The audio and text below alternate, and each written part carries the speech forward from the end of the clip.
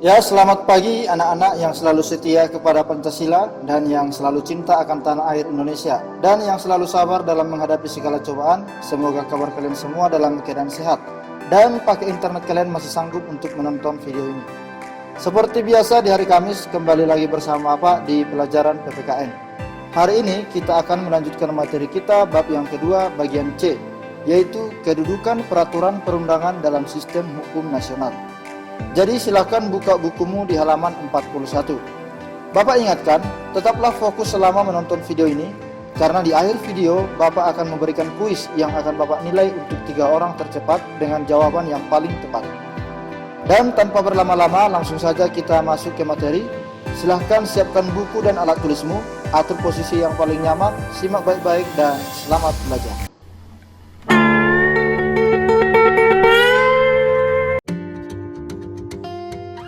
Kedudukan peraturan perundangan dalam sistem hukum nasional. Pada materi ini, pertama yang harus kita mengerti adalah apa itu hukum. Di kelas 7 Anda sudah belajar mengenai norma hukum. Di sini kita akan mengulang kembali. Kira-kira kalian masih ingatkah apa itu hukum? Atau sudah melupakannya? Nah, dengarkan baik-baik. Bapak akan menjelaskan kembali. Hukum adalah segala peraturan yang dibuat oleh lembaga berwenang, berisi perintah dan larangan mengenai hak dan kewajiban warga negara, aparat negara, dan pemerintah, yang sifatnya tegas, mengikat dan memaksa, dan jika dilanggar akan dikenakan sanksi yang tegas. Itulah pengertian dari hukum. Nah, sekarang kalian sudah mengerti arti dari hukum.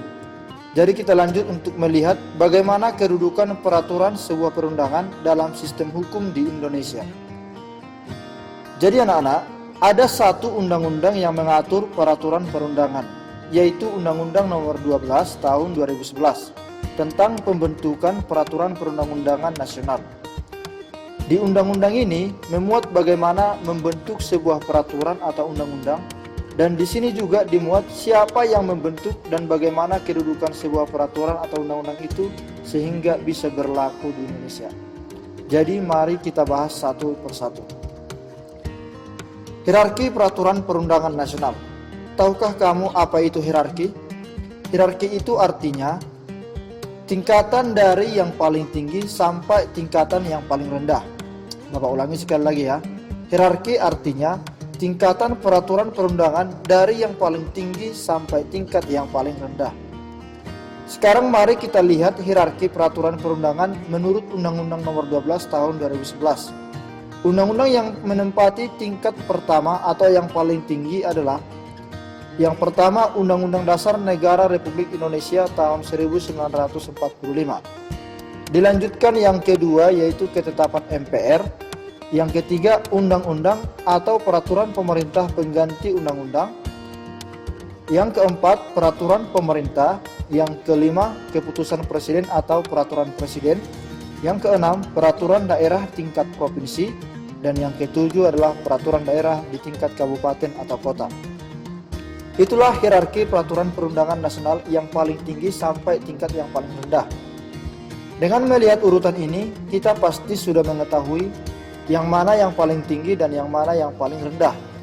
Bagian yang ini silahkan nanti kamu tulis di buku catatanmu supaya kamu bisa ingat dengan cepat. Lanjut. Sekarang kita masuk ke sifat dan ciri-ciri serta arti penting peraturan perundang-undangan. Undang-undang yang dianggap sah dan berlaku di Indonesia memiliki sifat dan ciri-ciri seperti ini. Yang pertama, peraturan itu harus tertulis. Jadi jika peraturan itu tidak tertulis, maka tidak berlaku di Indonesia. Karena peraturan tidak bisa dikarang-karang seperti pantun ataupun puisi. Atau peraturan itu tidak bisa muncul secara tiba-tiba sebelum disahkan atau ditetapkan. Yang kedua, badan yang membentuk peraturan itu atau badan yang menetapkan undang-undang tersebut merupakan pejabat dari pemerintah yang sah. Jadi kalau di Indonesia pejabat yang berwenang itu adalah MPR, DPD, DPR RI, Presiden dan Wakil Presiden beserta menterinya, DPRD tingkat provinsi, dan DPRD tingkat kabupaten. Jadi apabila kita memiliki masalah hukum, misalnya ada razia kendaraan bermotor, ingin memeriksa surat-surat kendaraan kita, maka kita berhak bertanya undang-undang apa yang mewajibkan pengendara bermotor harus menunjukkan surat-surat ke petugas polisi. Nah, kalau polisinya tidak bisa menjawab, berarti polisinya adalah polisi gadungan atau polisi abal-abal.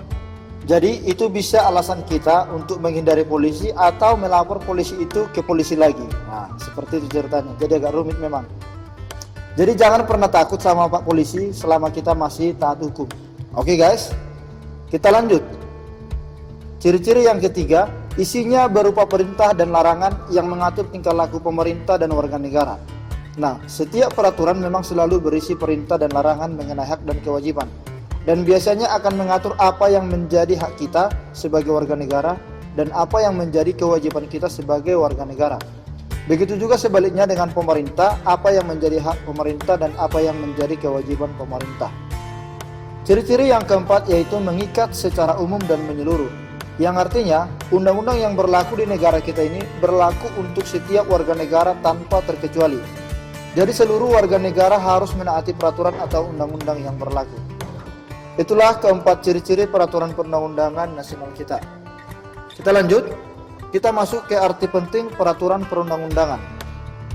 Menurut kalian, buat apa sih undang-undang itu? Ya, pastinya jawaban singkatnya untuk mengatur, ya kan?